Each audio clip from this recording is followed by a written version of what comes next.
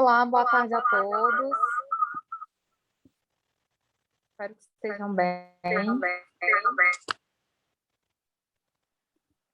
Me chamo Marcela Cunha e integro a equipe de qualidade do Softex. E é com muito prazer que damos início ao MPS Talks de hoje, sempre trazendo temáticas que estão moldando o nosso mundo coletivamente, apresentando pesquisas e ideias relacionadas à tecnologia e explorando como elas se conectam. Lembrando que estaremos aqui todas as quartas-feiras às 13 horas, com exibições de 30 minutos. Preparem suas perguntas, pois abriremos espaço para interação ao final da apresentação. E hoje, para falar do tema melhoria de processos e qualidade de software em ambiente de inovação, desafios e oportunidades, convidamos o Rodrigo Reis, que é professor titular de Engenharia de Software da Faculdade de Computação da UF Pará, é diretor-presidente do Parque de Ciência e Tecnologia Gomar e atua como consultor de implementação dos modelos MPS de software e de serviço. Seja bem-vindo, Rodrigo. Agradeço imensamente o aceite do convite. Obrigada por estar participando hoje aqui com a gente, ainda mais trazendo um tema assim tão relevante. Desejo uma excelente apresentação aí. Se você estiver pronto, já pode começar. Olá, boa tarde, muito obrigado. Eu também estou muito honrado por estar aqui, por ter sido convidado com vocês. É muito gentileza de vocês. A comunidade do programa MPSBR é uma comunidade que eu tenho muito carinho e eu espero poder retribuir esse carinho com essa palestra aqui, marcada aqui no MPS Talks. Vamos começar, então? Seja bem-vindo, Rodrigo. Vamos começar. Ok, eu estou compartilhando aqui a minha tela, só queria ouvir o feedback seu. Está tudo ok com a tela está sendo apresentada? Tá tudo certo, dá para ver perfeito.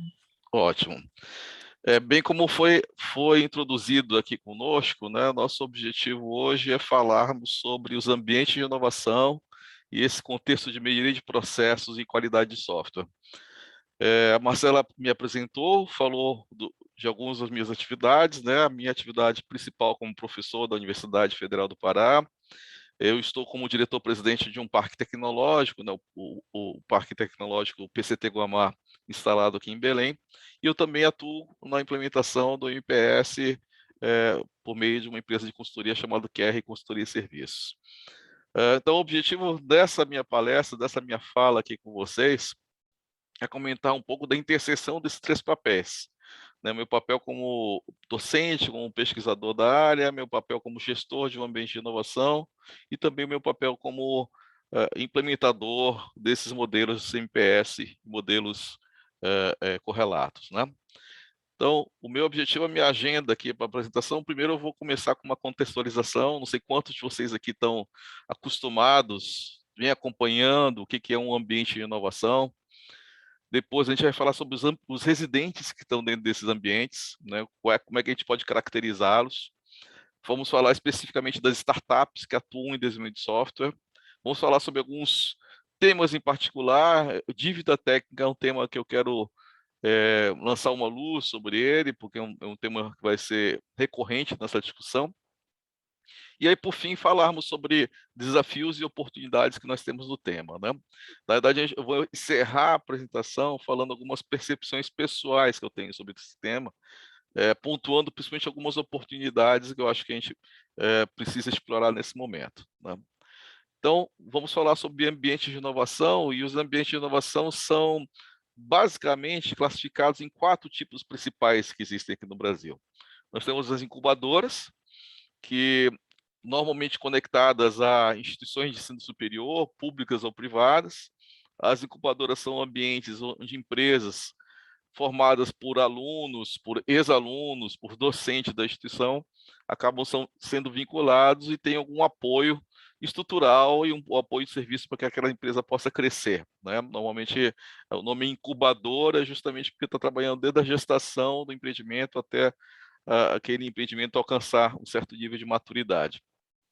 Temos os espaços de coworking, né, distribuídos em vários lugares pelo país. O espaço de coworking são ambientes coletivos que as empresas usam para compartilhar estrutura, compartilhar conhecimento, compartilhar serviços comuns.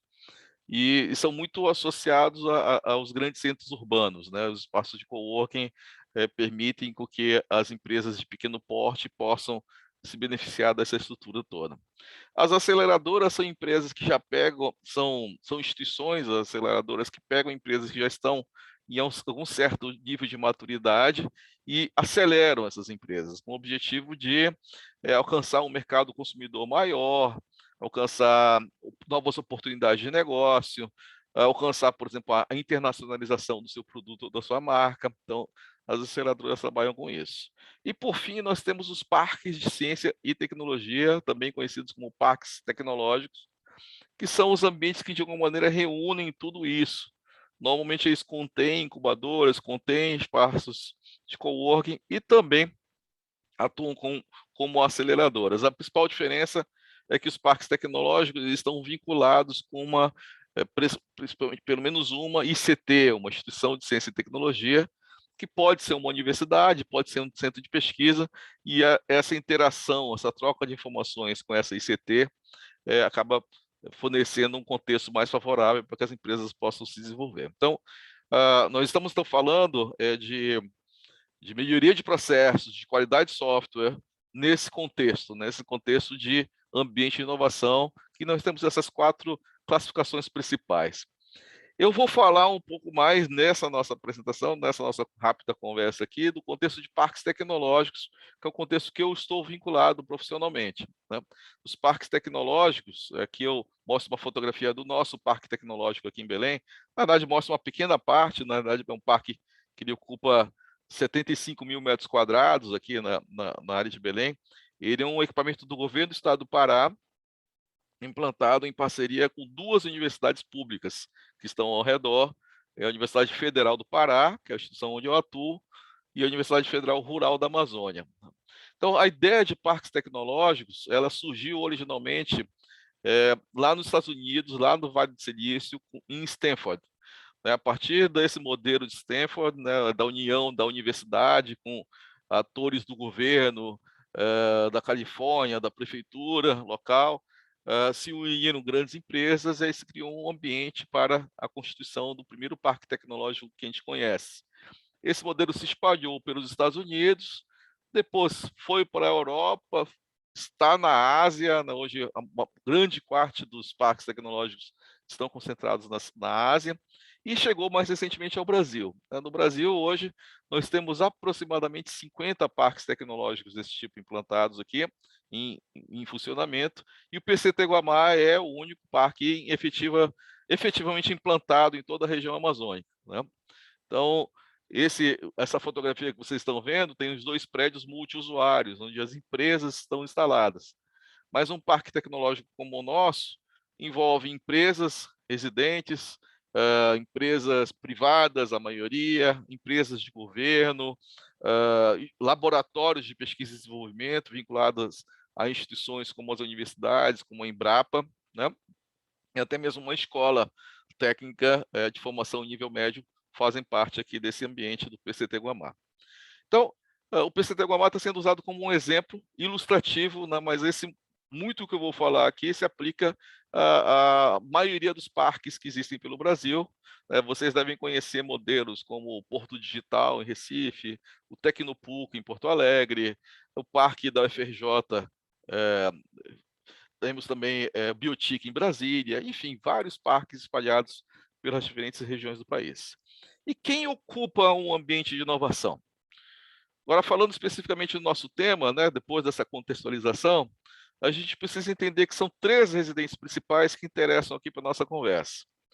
Primeiro são as startups baseadas em tecnologia, né? No caso do PCT Guamá, temos empresas de software, mas temos empresas também na área de educação, empresas que desenvolvem produtos a partir da biotecnologia, empresas de alimentos, etc. Vários segmentos econômicos podem ser explorados. Temos spin-offs de empresas tradicionais, então, grandes empresas, às vezes, criam uma spin-off, criam um escritório de inovação para desenvolver um produto ou um serviço. No caso do PCT Guamá, nós temos, por exemplo, o escritório de inovação do Banco do Estado do Pará, né? Isso é comum em vários parques tecnológicos, vocês têm empresas públicas ou privadas que criam um braço de inovação para desenvolver um novo negócio. E temos ainda laboratórios e centros de pesquisa, né? Por exemplo, o Parque da FRJ tem uma forte ligação com a Petrobras. Ok? Essas empresas, né, esses residentes, aqui a gente está comentando, tá, numa visão geral dessa ideia dos parques de terceira geração, né? Num estudo aqui promovido pela Amprotec e pelo Sebrae. Esses residentes aqui, quando a gente olha do ponto de vista de desenvolvimento de software, temos algumas características em comum, né? Que obviamente eu estou fazendo uma generalização aqui do que a gente encontra e que acaba motivando os desafios que eu vou pontuar mais à frente. Primeiro que eles lidam, essas empresas em geral são empresas que trabalham com o desenvolvimento tecnológico, desenvolvimento, criação, a inovação baseada em conhecimento. Isso carrega riscos, isso carrega incertezas. Ou seja, a gente não é um negócio tradicional, é um negócio que busca pegar informações que estão sendo desenvolvidas na universidade, novos conhecimentos produzidos por um instituto de ciência e tecnologia, e a partir daí construir um novo produto ou serviço. Em geral, essas empresas perseguem, né, esses residentes que estão vinculados no ambiente de inovação, eles perseguem o chamado MVP, né, que em português significa o produto minimamente viável. O que é a ideia do MVP? O MVP é basicamente um protótipo que é construído, que busca construir, busca fornecer as principais features, as principais funcionalidades daquele produto ou serviço que está sendo desenvolvido, e aquele MVP serve como um elemento de avaliação de mercado, avaliação com investidores, avaliação dentro da própria empresa que ele está vinculado, ou seja, busca avaliar com aquele conjunto mínimo de funcionalidades as questões que podem determinar o sucesso ou o fracasso do empreendimento do ponto de vista de negócio. E aí, quando a gente olha isso aí vale para todos os segmentos, vale para quem está produzindo um cosmético, para quem está produzindo um novo alimento funcional, por exemplo, vai buscar, né, atender com esse MVP. E a partir daí, olhando agora especificamente para o contexto de software, muitas vezes a empresa começa, para esse empreendimento, para desenvolver esse MVP, ele adota um processo que a gente chama de ágil, ágil muito entre aspas, porque basicamente ele pega dos métodos ágeis essencialmente os elementos vinculados com a velocidade de desenvolvimento. Eles deixam de fora a parte dos métodos ágeis vinculadas com o próprio controle, a própria gestão do processo e a qualidade do produto, né? Então, eles começam com alguns itens de backlog definidos. Normalmente, eles não têm, por exemplo, um product owner, né? um dono de produto, não existe essa figura especificamente. E o processo de desenvolvimento é basicamente um processo de codificação e correção, né? Onde vai sendo desenvolvido o programa e vai sendo corrigido justamente para criar aquele MVP. O problema é que muitas vezes essas decisões que são tomadas durante o desenvolvimento desse MVP acabam se perpetuando durante todo o processo e acabam gerando problemas mais à frente, problemas de escala, de segurança, problemas de satisfação de usuário, né, que vão se refletir mais à frente e acaba gerando problemas para o aumento de escala da empresa e da sua sustentabilidade. Então, uma startup, nesse contexto, ela busca uma resposta para essa pergunta, né? Alcançar um equilíbrio e crescimento financeiro que vai permitir a continuação das atividades da empresa e melhoria dos produtos. Então, de maneira geral, a gente enxerga assim, ó, que é uma empresa nascente, uma startup nascente. Pode até ser redundante, né, a ideia de startup nascente, porque startup já tem uma ideia de ser nascente, mas uma startup logo no seu início de desenvolvimento empreendedor, o seu principal objetivo é ter um MVP, né, e ter esse MVP para poder ser avaliada, para poder prosseguir.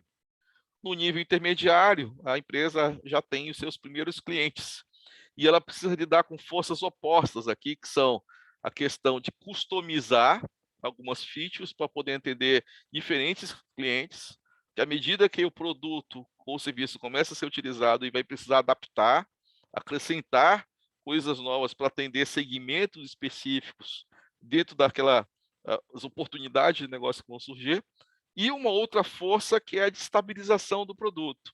ou seja, de tornar o produto com maior qualidade. Então, muitas vezes a força principal está sendo puxar para inserir mais funcionalidades em detrimento da estabilização do produto.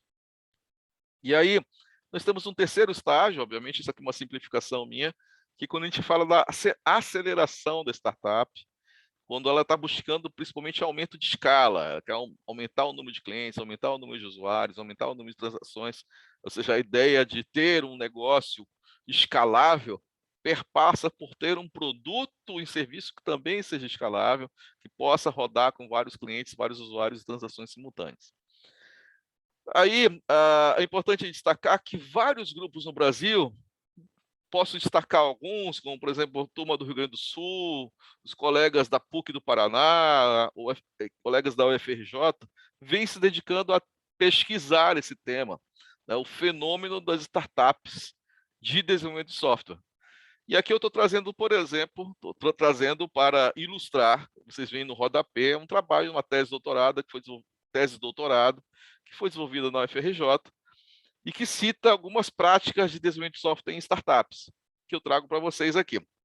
Então, foram classificadas aqui a prática, por exemplo, de gestão, né?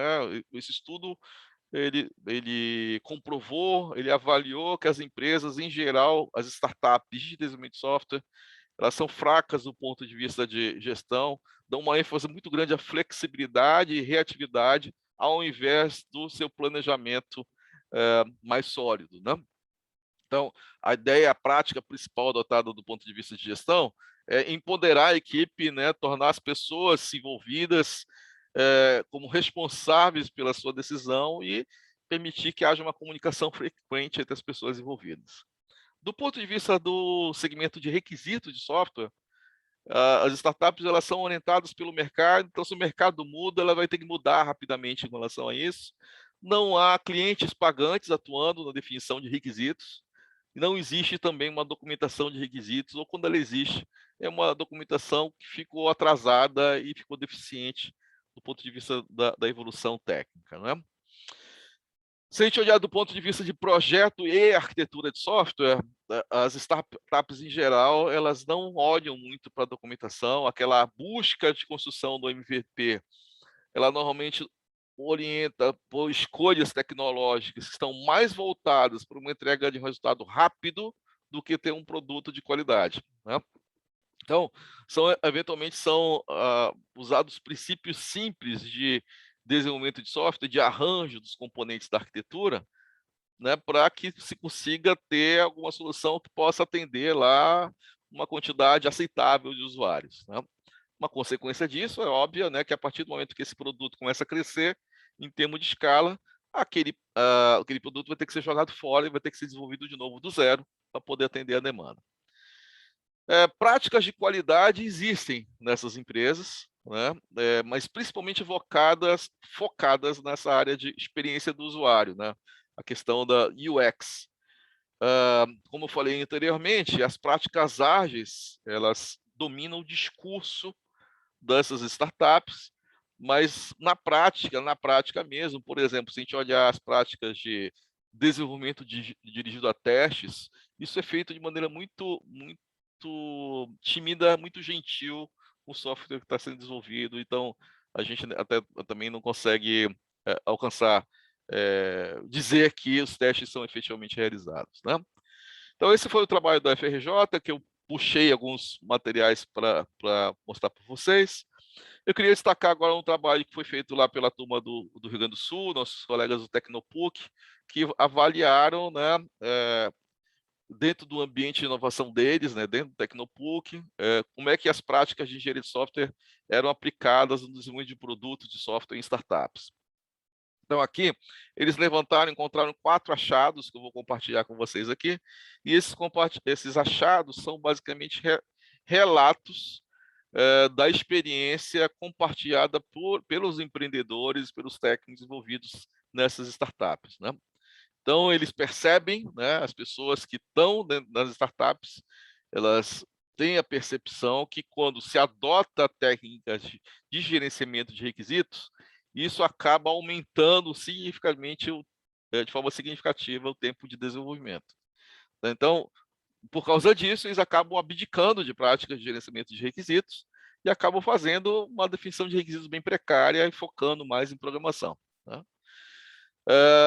Também é uma percepção que esses empresários têm, né, é que quando como eles não documentam os requisitos, eles não fazem gestão de requisitos, eles pensam que isso acaba não interferindo na qualidade do MVP que vai ser desenvolvido.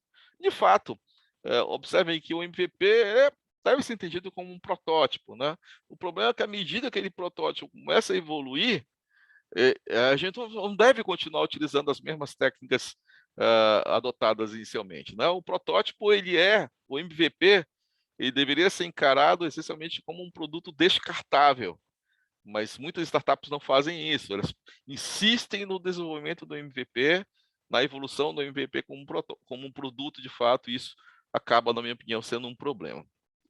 Então, outros achados aqui identificados pelos colegas lá do Rio Grande do Sul, é que eles falam novamente do aspecto de arquitetura de software, né? Então, eles reconhecem que uma má definição ou a ausência da definição de uma arquitetura de software logo no início do seu processo de desenvolvimento, isso acaba resultando no aumento exponencial da dívida técnica da empresa. Não sei se todo mundo aqui está habituado a ouvir esse termo dívida técnica, né? Dívida técnica são basicamente o quê? Concessões que vão ser realizadas no início do processo de desenvolvimento de software, que acabam tendo um foco maior no time to market, na entrega para o mercado, mas isso acaba gerando como consequência que o produto vai ter maior custo e menor qualidade quando a gente começa a enxergar o produto evoluindo no longo prazo, né?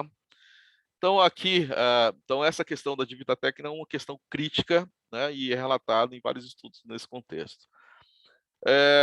Os empreendedores entrevistados por essa turma, desses colegas lá do Rio Grande do Sul, eles reconhecem que estruturar ou formalizar a etapa de teste de software aumenta a aceitação no mercado dos requisitos desenvolvidos. Então, eles reconhecem que teste de software tem valor e que isso deve, de alguma maneira, ser perseguido, deve ser...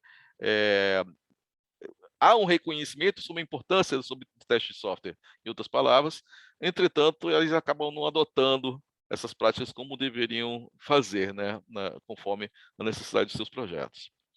Então, temos aqui algum cenário que, na minha opinião, de bastante oportunidades que podem surgir, que devem ser avaliadas pelas pessoas envolvidas, né?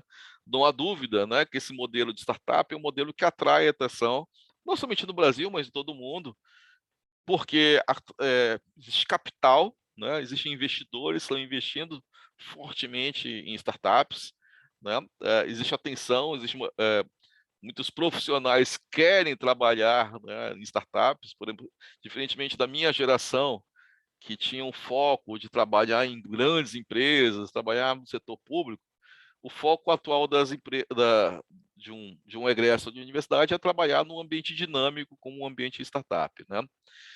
A gente precisa ver que nesses ambientes de inovação, como eu falei para vocês, os ambientes de inovação eles são compostos por vários atores, onde as startups de software têm grande destaque, né? Eu não tenho exatamente esse valor, mas a minha percepção é que na maioria dos parques tecnológicos, na maioria dos ambientes de inovação do Brasil, as empresas de software ocupam a maior fatia, né, de maneira significativa, né? Em geral, nós que somos gestores de ambiente de inovação, nós temos um foco em atender, em fornecer para os nossos residentes um conjunto de serviços de propósito geral, né? Por exemplo, que busca atender de maneira homogênea negócios que são heterogêneos, né? Então, por exemplo, necessidade de propriedade intelectual, necessidade de internacionalização, melhoria na embalagem dos produtos, de alimentos, por exemplo, marketing, né? Essas questões todas elas são tratadas, são fornecidas por um conjunto de consultores, parceiros, que quando uma empresa, uma startup está num ambiente como o nosso, a gente busca fornecer esse tipo de apoio, né? E o terceiro ponto que a gente tem que refletir é o seguinte, né? As startups, a área de software em geral, com a pandemia, ela sofreu uma mudança significativa. Muitas das empresas aí de qualquer porte, desde pequenas startups até grandes empresas de TI estabelecidas no Vale do Silício, começaram a adotar o home office como um modelo, né? Um modelo praticamente de forma permanente, né? Então, aqueles parques tecnológicos, aqueles ambientes de inovação que tinham com foco nos seus benefícios estruturais, como, por exemplo, ter auditórios, ter um acesso de internet, ter salas de reuniões disponíveis, salas confortáveis, isso acabou perdendo valor para muitos segmentos, né? Por exemplo, no PCT Guamá, algumas empresas de software deixaram o PCT Guamá e adotaram o modelo de home office, né? Por outro lado, a gente viu um aumento na busca de empresas da área de alimentos, né? Se estabelecendo no parque tecnológico, porque a infraestrutura, no caso de alimentos, faz todo o sentido, né, de se manter. Então, prosseguindo aqui nessa discussão, pessoal, vamos agora falar um pouquinho dos modelos em PSBR, né? Eu tenho a satisfação de conhecer o programa em PSBR desde o seu início. E aí vamos refletir um pouquinho sobre o programa em PSBR e seus modelos, né? Vamos falar principalmente aqui do modelo de software. O programa em PSBR tem 3 modelos principais: o de software, que foi o pioneiro, o de serviços e o de gestão de pessoas, né? Conhecido como MPS de software, SW, SV e o RH.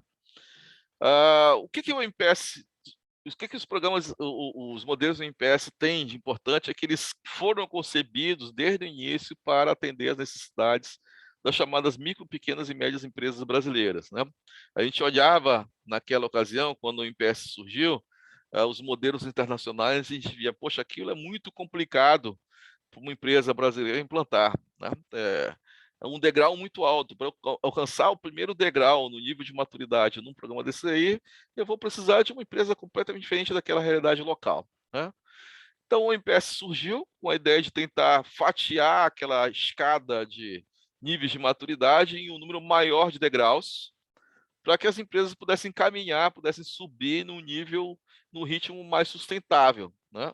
Ou seja, que ela conseguisse alcançar o primeiro nível e, a partir daquele nível, gerasse o feedback, captasse recursos para alcançar o próximo nível. E isso aconteceu de forma muito bem sucedida. Nós temos, não sei exatamente o número, mas eu acho que hoje mais de 800 avaliações em MPS de software, certamente, quase 100 avaliações no modelo MPS de serviço. E é importante observar também a compatibilidade do MPS com os modelos internacionais, né? Então, quando você faz um esforço numa empresa em adotar um MPS, você acaba conseguindo também, com algum esforço pequeno, também obter as chamadas certificações dos modelos internacionais. Então, eu me recordo bem que, durante o início do MPS, houve um esforço interessante, até financiado por governos, o próprio governo do Pará investiu nisso, na criação de grupos de empresas que implementavam o MPS, né, de forma cooperada. A gente sabe que os custos de implantação de melhoria de processos, além dos custos organizacionais, né, de mudança de atuação, também tem os custos financeiros associados, e que isso poderia ser diluído com a adoção de um grupo de empresas. É como quem vai viajar e adota o modelo de excursão, né? E também esse modelo cooperado também permite colaborar, permite que as empresas possam trocar experiências. Aí eu lanço aqui uma provocação, né? Será que não estaríamos no momento de nós, como comunidade, né? Comunidade MPS, comunidade Unprotect, de ambiente de inovação, será que não seria um momento de a gente buscar uma colisão desses mundos, por exemplo, tentar buscar um aumento da qualidade, a melhoria de processo de software das nossas empresas residentes? Então, é uma oportunidade que eu lanço aqui para a discussão entre nossas pessoas que estão nos ouvindo agora. Eu tenho aqui algumas percepções pessoais também que eu queria destacar com vocês, que primeiro que eu gostaria de chamar como, na foto de meu nome, do paradoxo dos parques tecnológicos, né?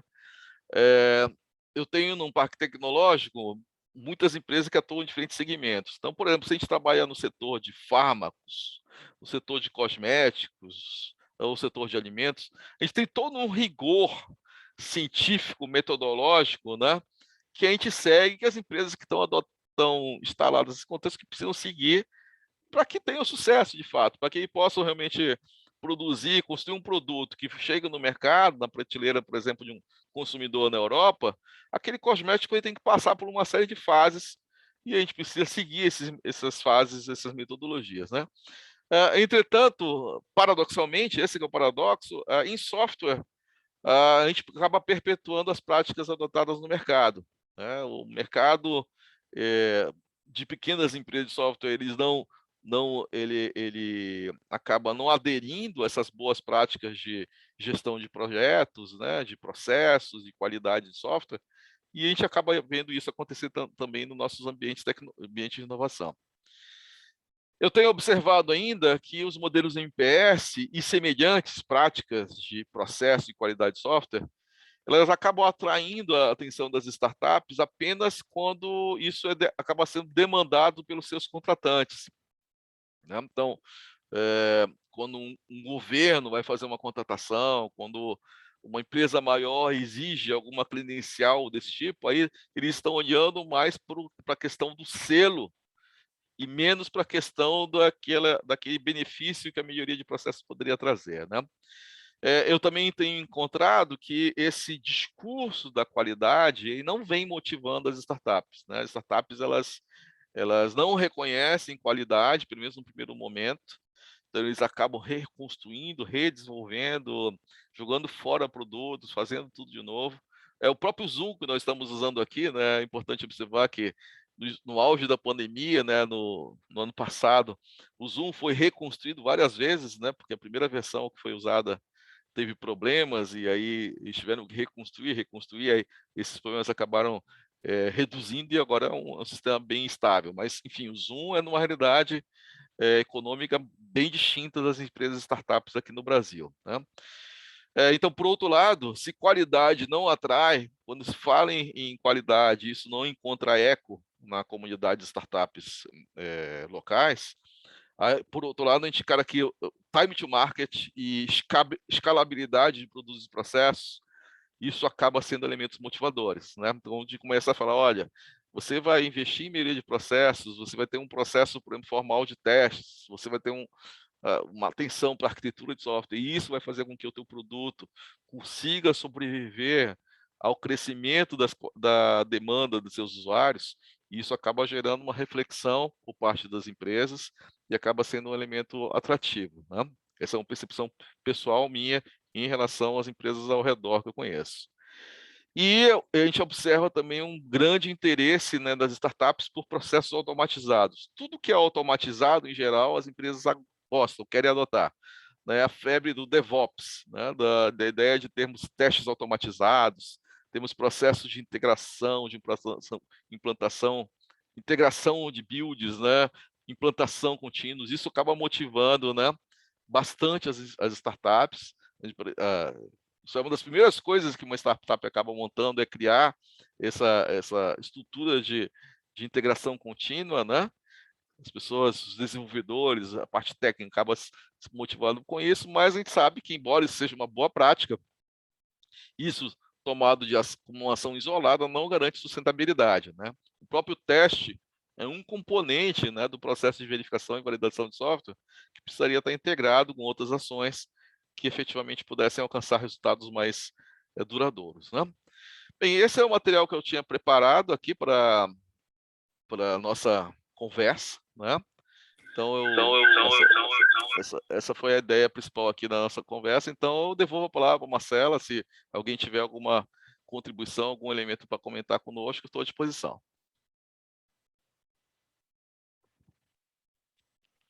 Olá. Oi, Rodrigo, estava dando um eco, mas eu Sim, acho que agora parou, né? sim, sim. Vamos lá.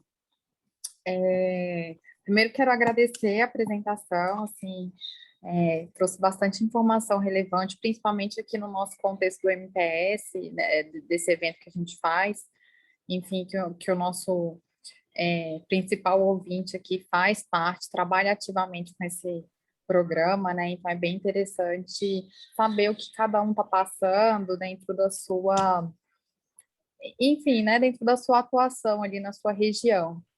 Sim. Daí eu vou te fazer uma pergunta que eu acho que ela é um pouco tabu dentro das startups. É, que é uma conciliação entre o modelo MPS e as metodologias ágeis. Qual que é a sua opinião sobre isso? Como é que você enxerga? Ok. Todo mundo se diz ágil, né? Todo mundo se diz.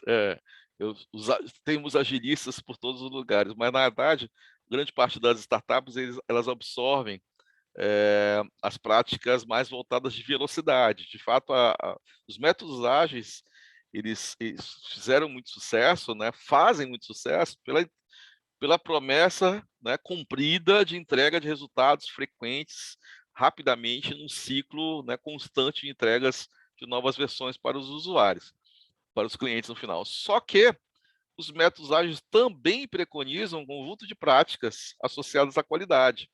E essas aí as startups acabam deixando de lado, acabam pensando, olha, não vamos adotar. Então a gente percebe, vejam que a parte de teste de software, por exemplo, que é preconizada por grande parte dos métodos ágeis, acaba não acontecendo, né?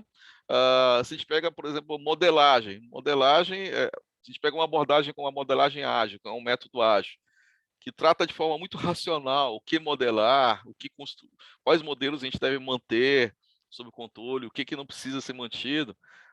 Isso não é adotado, de fato, né? Então, esse discurso, ele é um discurso de agilista, né? De mentirinha, digamos assim. Por outro lado, aí aproveitando a tua pergunta, né, Marcela, ou seja, o MPS, a comunidade de pessoas que trabalham com MPS, os modelos MPS, já é uma comunidade que conhece bem, tanto o modelo MPS quanto os métodos ágeis. Então, o que a gente recomenda nesse caso é ver o material de vocês, MPS Talks, acompanhar o AMPs, acompanhar os eventos, porque o assunto de conciliação de MPS com métodos ágeis é um assunto frequente. Há uma ideia equivocada no mercado de que se eu sou MPS, eu sou contrário dos métodos ágeis, o que não é verdade, né? Ou seja, que uma coisa contribui justamente com a outra, né? Nós podemos pegar muitas práticas de métodos ágeis e atender todos aqueles resultados esperados pelo MPS, né? Então, essa é uma questão que é pacífica. Pois é, né? É engraçado como tem uma diferença aí entre teoria e prática, digamos assim, né? O modelo ele é totalmente compatível, mas ainda assim o mercado não consegue enxergar dessa maneira.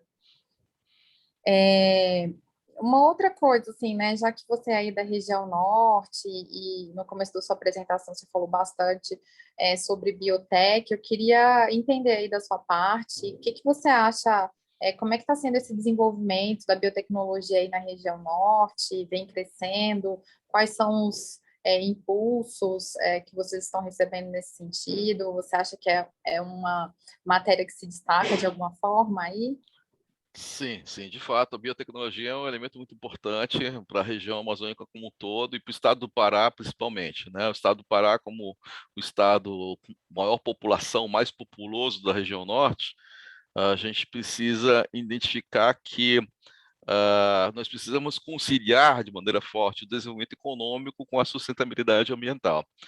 E está muito nítido, né? E o que a gente precisa, o desenvolvimento da biotecnologia é muito nessa direção de termos a ideia muito clara que a floresta em pé ele é um ativo econômico mais importante do que devastada, né? Então, o uso da floresta para a produção de fármacos, para a produção de alimentos, para a produção de elementos de biotecnologia em geral, né? É, tem muito valor, né? A marca Amazônia tem uma marca muito importante, né? Então, no nosso parque tecnológico, nós temos muitos laboratórios que trabalham nessas questões. Por exemplo, um produto que é conhecido nacionalmente é o açaí, por exemplo. Nós temos um laboratório que é o principal laboratório que desenvolveu uma metodologia própria para análise da qualidade do açaí, né? Esse é um aspecto importante. O cacau, por exemplo, pouca gente sabe, mas o Pará é um dos maiores produtores do mundo de cacau, né? Então, cacau orgânico produzido aqui na região. Então, essa questão, o que a gente precisa é perpetuar, né, dar elementos para que o produtor de cacau continue tendo motivação de produzir, né? Consiga ter sustentabilidade no negócio e o produto como um todo tenha posição no mercado internacional, né? Então, é muito, muito nítido essa preocupação. né? O Pará tem essas questões, como eu falei para vocês, das grandes distâncias, grandes empreendimentos aqui instalados. Temos 2 usinas hidrelétricas, né? Belo Monte, Tucuruí. Temos as plantas de mineração lá da Serra dos Carajás, da Vale. Então, é um ambiente muito diverso que nós temos. A parte da biotecnologia tem que ser explorada de maneira bem forte, né? Ai, bacana. Nós temos algumas perguntas aqui. A Ana Regina parabeniza a apresentação e pergunta como você percebe o problema de gestão de TI em startups. Professora, minha saudação para você. Muito obrigado pela sua participação aqui, professora. A gestão de TI em geral nas startups é muito frágil, né? Normalmente ela consegue se implantar, né? Aí eu estou falando de startups em geral, né? Não somente de desenvolvimento de software, startups que têm serviços, né, de TI que fazem parte do seu contexto de negócio. Ela é movida pelo mercado, professor. Essa é a minha percepção que eu enxergo, né? Se o mercado demanda, eu tenho uma solução de TI associada. Então, é muito nítido isso. Ó. A partir do momento que, por exemplo, uma empresa do parque, ela começa a exportar, ela começa a ter que mudar todos os seus processos internos, começa a colocar uma série de produtos. Então, ela vai correr atrás em função daquelas exigências, porque ó, não é simplesmente uma venda de um produto ou um serviço para o mercado consumidor mais exigente, é também toda a criação de uma infraestrutura, né, de processos para que possa atender esse cliente. Senão ele vai fazer apenas a primeira venda, né, se conseguir fazer a primeira venda, né? Se ele quer realmente adotar, né, o mercado consumidor no exterior, por exemplo, como um elemento importante da sua fatia de negócios, ele vai ter que se adequar e implantar a gestão de TI. Então, aí vai entrar, né, gestão de incidentes, a gestão dos seus projetos. Isso tudo acontece de forma muito tímida quando a empresa está olhando apenas para o mercado local. Bom, obrigada, Rodrigo. O Adolfo também tem uma perguntinha para você. Ele pergunta assim: práticas de engenharia de SW para startups. O que eles não fazem e deveriam priorizar? Ok, Adolfo, eu destaquei alguns trabalhos, né, aqui na minha apresentação. Não sei se você está aqui conosco desde o início, mas você vai poder acompanhar no vídeo que vai ficar disponível, né, no canal do YouTube da Softex. Mas eu destaquei algumas, por exemplo, um trabalho que eu apresentei aqui foi um trabalho de uma tese de doutorado da FRJ, que destacou em gestão, em requisitos, em arquitetura e em teste, o que vem sendo adotado pelas startups. Mas, de maneira geral, o que as startups perseguem é o MVP, né? Querem um MVP bonito, um MVP que aparentemente entrega um conjunto bem amplo de features, né, de funcionalidades, mas muitas vezes ela está sustentada num pincel, né? Ou seja, qualquer ventinho que para cai aquele MVP.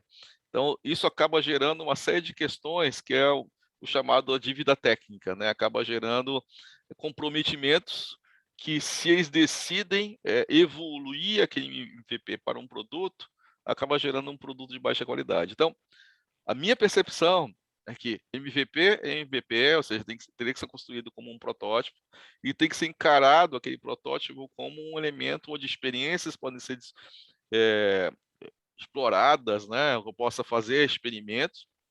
Depois chega um momento, olha, vamos deixar de lado esse código aqui que a gente produziu e vamos fazer agora um projeto valendo, né? Um projeto de acordo mesmo com o processo de engenharia de software, né? Vamos olhar para a arquitetura, vamos ver os nossos requisitos, vamos priorizar quais são os requisitos de fato, discutir e implantar uma abordagem de testes adequada e aí sim desenvolver o produto, ok?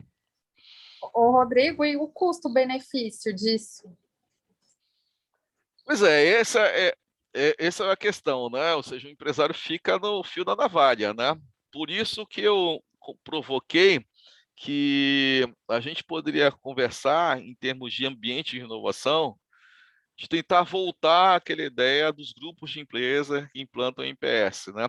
Porque acaba isso diminuindo o custo maior, né, de implementação para essas empresas e acaba, pelo compartilhamento de experiências, as empresas vão conseguir enxergar o quanto que eles podem dedicar de esforço para cada uma dessas etapas, né?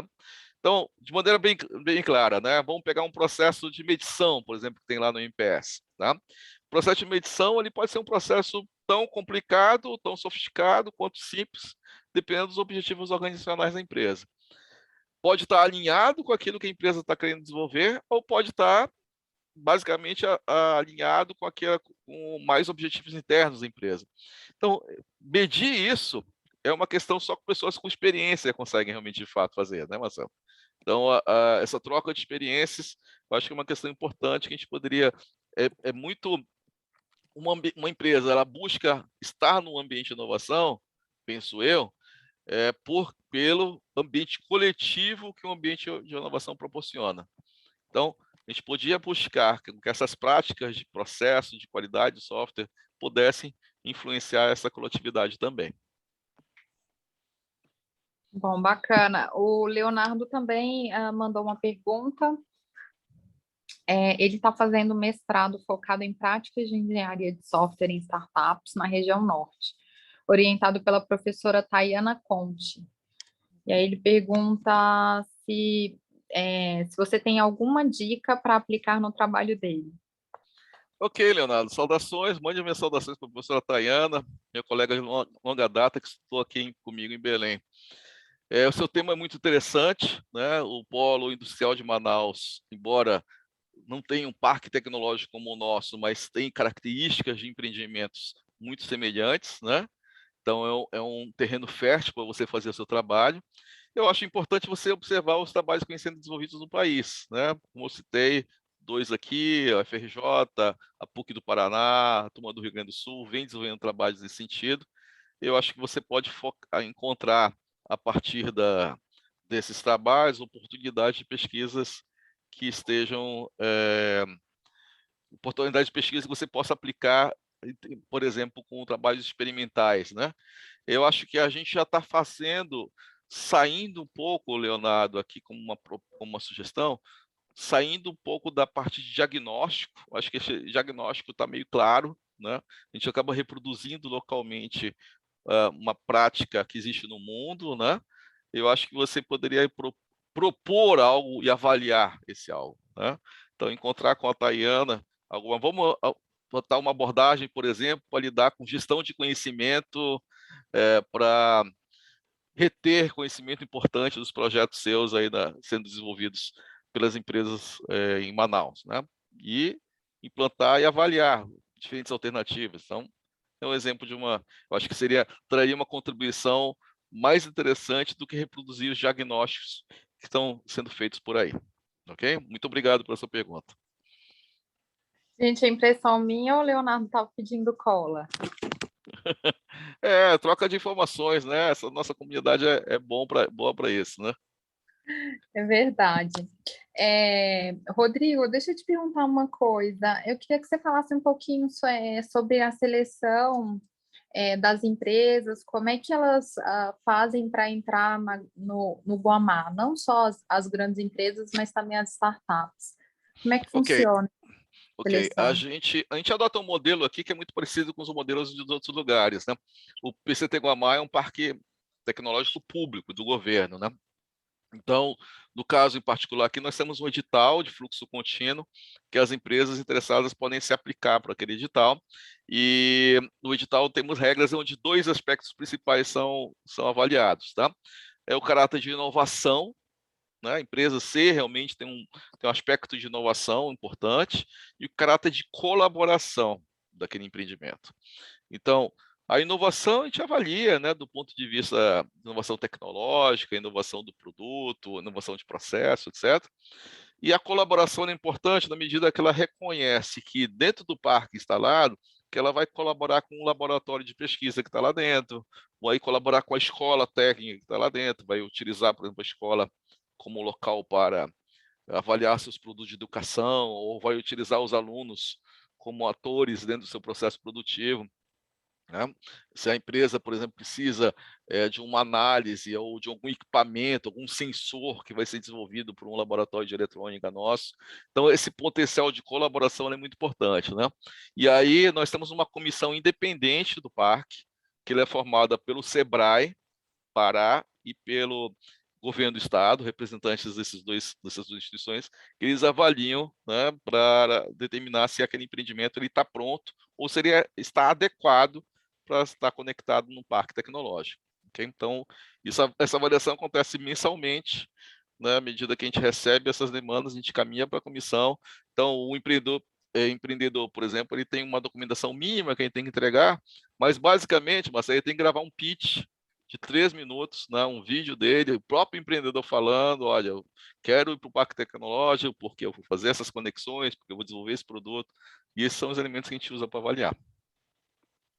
Muito bacana, professor, obrigada. Então, esse ambiente aqui também do MPS Talks é um ambiente de conexão, né, de troca de ideias e experiências, e queria saber se você pode deixar o seu contato. Claro, eu divulguei no o meu e-mail, né, vou colocar aqui no chat também, basta lembrar do meu sobrenome, meu sobrenome é Kitts, né, então o meu e-mail é kitts@kitts.net.br. Eu estou à disposição, eu estou no LinkedIn, estou nas redes sociais. Quem quiser pode me procurar, né? Estou à disposição para conversar sobre esses 3 assuntos aí, que eu acho que foi interessante o tema dessa nossa conversa de hoje, porque acaba colidindo esses 3 assuntos que acabam fazendo parte do meu dia a dia, né? Educação, ciência e tecnologia, gestão de um ambiente de inovação e MPS. Maravilha, professor. Quero te agradecer imensamente pelo aceite do convite, né? A gente já agradeci, mas agradeço de novo. Espero contar com a sua participação num futuro próximo, trabalhando mais essas temáticas que geraram bastante interação aqui no nosso grupo. Se você quiser dar uma palavrinha final. Excelente, ou seja, para todos aqueles que estão nos assistindo aqui, muito obrigado pela presença de todos vocês, pessoas que eu conheci agora, professora Ana Regina, que a gente conhece há bastante tempo, né? O nosso colega Tiago, que está nos bastidores aqui da Softex, você, Marcela, também queria te agradecer. Estou à disposição, né, para o contato com vocês, né, para termos mais informações, para interagir. E, enfim, eu acho que esse é um tema muito importante para a economia do Brasil, né? A gente precisa reconhecer que a noção de desenvolvimento econômico, né, para uma região carente como a nossa, termos desenvolvimento baseado em conhecimento, isso é muito importante, né? Infelizmente, a situação de crise do país acaba levando muito a gente a ter um empreendedorismo por falta de opção. A pessoa está desempregada, vai buscar o empreendedorismo por aquilo, né? Por uma situação de sobrevivência. Mas essas pessoas que estão saindo do ambiente universitário, né, que fizeram formação técnica, engenharia, biotecnologia, etc., que busquem se agregar no ambiente de inovação, seja num parque tecnológico, numa incubadora, num ambiente de coworking, porque isso vai, mesmo que fisicamente você não esteja lá, mas essa interação vai fazer com que você tenha oportunidade de crédito, achar recursos financeiros para o seu trabalho, né, para o seu projeto, né, oportunidades de conhecer outras pessoas, fazer um networking. Isso é fundamental, ok? Então, mais uma vez, muito obrigado, tá, Marcelo? Espero revê-lo em breve. Poxa, obrigada você, Rodrigo, obrigada a todo mundo que nos ouviu aqui ao vivo, quem vai nos assistir também no YouTube. Lembrando que toda quarta-feira, às 13 horas da tarde, a gente tem um evento aqui nesse canal, nesse mesmo link. Conto com vocês no dia 1º do 9, para a nossa primeira sessão de setembro. Então, um abraço a todos, até quarta-feira que vem. Tchau, tchau. Tchau.